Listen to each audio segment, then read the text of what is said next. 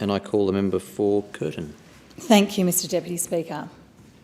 I want to start by acknowledging that the government's first budget has been presented in a challenging economic environment. At a macro level, the outlook's pretty grim, with inflation peaking soon and growth slowing.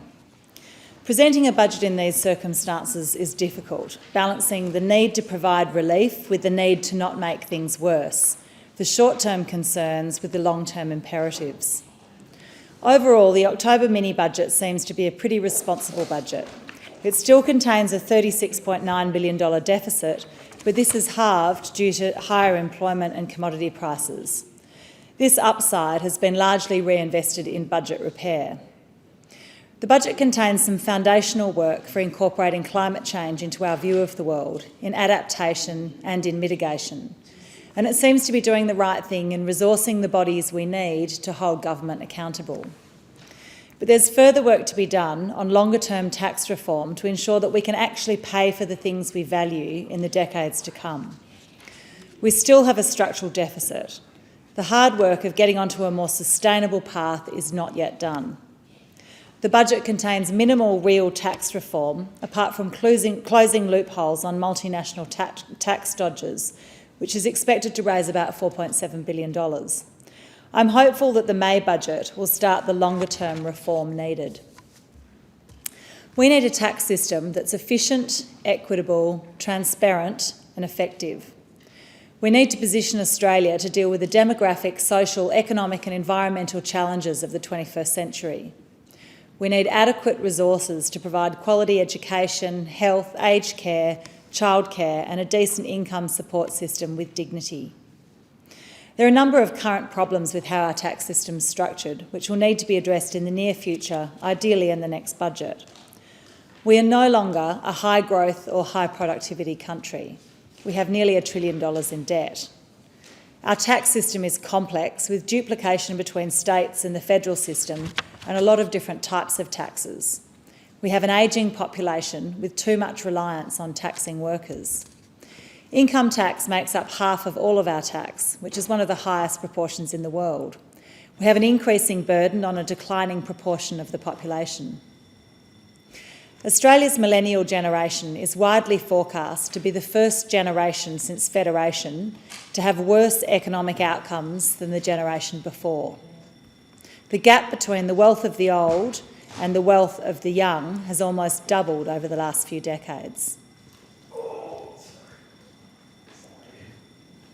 People across the whole political spectrum are calling for tax reform, from Ken Henry, who conducted the last serious review of our tax system more than a decade ago, to Jeff Kennett, to the left-leaning McKell Institute. So what needs to be done about our tax system? We could do worse than to start with the recommendations made by Ken Henry 12 years ago. The issues identified then are generally still the same or worse than they were. For example, our tax system could be simplified to 5 key types of tax: personal income tax, business income tax, consumption tax, economic rents from natural resources and land, and taxes to address social, environmental or economic costs such as tobacco, gambling and carbon emissions. We could get rid of many complexities such as payroll tax, insurance tax and stamp duty. We need to revisit the rate and breadth of GST and ensure that any changes are not disproportionately borne by lower income earners. We need to look at how much taxpayers are earning from the development of our natural resources, especially in relation to fossil fuels that damage the planet. We need to revisit the tax treatment of housing to ensure that the main purpose of housing is to provide homes for people. We need to think about the balance between old and young Australians and make good on the intergenerational bargain to support people at the vulnerable beginning and end of life in exchange for the promise that we'll keep making things better. Doing this will require the cooperation of federal and state governments. It will need to be community-led, not just negotiated between government and business. It needs to be holistic. We can't look at one change to the tax system in isolation. We need a long-term, broad perspective so the whole system works better. For example, changes to GST can't be discussed without also discussing transfer payments to ensure the change is not regressive. Over the last 2 decades, economic reform has slowed significantly. The Grattan Institute's Gridlock report, published last year, showed that both quantitatively and qualitatively we've lost our ability to reform. Reform has dried up for a few reasons. It can be politically unpopular. Winning elections has become more important than doing what's best for the country. The focus tends to be on the immediate economic consequences, not the long term. Public opposition gets louder faster with social media, and ministerial advisors tend to be more focused on minimising political damage than the public interest. Change has been driven more by ideology than by evidence. Vested interests have the potential to skew reform agendas, with climate change responses being the prime example. We've seen a worrying trend. Instead of deciding what's in the long-term public interest and then working out how to sell it, governments have begun by working out what people want to hear, irrespective of the long-term consequences. But I'm optimistic that in this new government, we will see some changes to this trend. The Stage 3 tax cuts may be the first serious test of which matters more, good policy or good politics. Institutional reforms can help kickstart economic reform. Increasing trust in politicians will help through an effective and efficient National Anti-Corruption Commission and the reclaiming of politics by communities. We need to rebuild the public sector as frank and fearless advisors.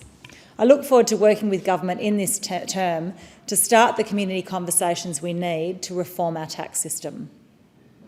But a brief discussion of the positive aspects of this budget. I welcome the inclusion of Statement 4 of Budget Paper 1, Measuring What Matters, an initial discussion of introducing an overarching wellbeing framework with a centralised set of indicators. This is a good start. We need different ways to measure progress that better reflect what we actually value. We need to think of progress as equitable, sustainable wellbeing, not just GDP. Countries around the world have started thinking differently about this, including Wales, Scotland and New Zealand. The missing piece in the discussion outlined in the budget is that this needs to be an open, collaborative process, not something produced by Treasury with input only from the experts. Governments must engage with communities across the country to find out what Australia do we want, what matters to us. This collaborative process is important not only to ensure that our framework reflects the domains that we value, but also to rebuild trust and engagement in our democracy. If we are involved in deciding what we value, we're much more likely to understand the trade-offs and consequent decisions. On housing, the Housing Accord announced sounds good, with an aspirational target of 1 million new homes by 2029. But there's little indication of how we might reach this number. It depends a lot on the private sector. In terms of what government is actually committing, there seem to be the 30,000 social and affordable houses committed under the Housing Australia Future Fund and an additional 10,000 affordable homes under the Housing Accord. With 27% of renters and 13% of mortgage holders in Curtin spending more than 30% of their income on housing, I'd like to see more long-term planning on how we address affordability. One of my campaign platforms was to increase government accountability. I'm glad to see more resources allocated to institutions designed to keep government accountable, including the National Anti-Corruption Commission, the Climate Change Authority, the Royal Commission into Robo-Debt and the Australian National Audit Office. It's good to see some attempt to address the growing culture of outsourcing the strategic work from the public service. The intended saving of $3.6 billion on consultants, contractors and lawyers sounds good, but will need to be accompanied by adequate resourcing of the public sector at the senior level. There's not much detail on whether this will happen. Reform of the discretionary grants program has started, with the Commonwealth Development Grants and round 6 of the Building Better Regions Fund being scrapped. Decisions made by the previous government at the discretion of the minister are also being reviewed. There's further work to be done to improve transparency on grant allocation, and I'll be seeking further clarity on this. My community cares deeply about climate action. Setting the emissions reduction target was the first step, and now in this budget we see some of the work beginning to drive decarbonisation, build resilience and transparency, and ensure we have the governance structures needed to plan for the future. It's refreshing to see a level-headed, non-ideological discussion about the risks and opportunities presented by climate change. In relation to the opportunities presented by decarbonisation, the Reconstruction Fund will drive investments in new sustainable industries and add value to what we pull out of the ground. This is an important part of reshaping our economy. Critical minerals will be a key economic opportunity for WA and Australia. It's good to see an investment of $1 billion in a value-adding and resources fund, $50 million for a critical minerals R&D hub, and $100 million to assist critical mineral producers to progress projects. With lithium exports expected to increase more than 10 times over the next 2 years, this is a good space to watch. On transparency, the budget refers to commitments to improve climate transparency, both for private and public sectors. For the private sector, this will be done via internationally aligned and standardised climate disclosure requirements. For government, fiscal risks associated with climate change will be included in future budgets, the intergenerational report and the annual climate reporting to Parliament. There's obviously a huge amount more to be done to support the transition of our economy to a net zero economy. The first thing we need to do is remove some of the mixed messages we're sending in the current budget. Fuel tax credits continue to be in the top 20 program expenses and growing by 30% over the next 4 years. While this has some complexity, we will need to start phasing these fossil fuel subsidies out rather than growing them to drive a transition to renewables. Repurposing these credits to support smaller businesses to transition to renewables would be a better way to spend this money over time. Additional investments in gas and exploration and infrastructure still appear in the budget and will need to be reduced. The budget contains some good news for diverse parts of our communities, with some disappointments as well. The 32,000 Curtin residents who are over 65 will be glad to see the $2.5 billion investment in and regulation of aged care, as previously announced. The minor change to the hours pensioners can work without affecting their pension may benefit some too. I'm very pleased to see that $1.2 billion has been allocated for practical measures to close the gap and begin preparation for the Voice referendum. I look forward to working with my community to build understanding of and support for a First Nations voice to Parliament, to reset our relationship with our First Nations people and close the gap on intergenerational disadvantage.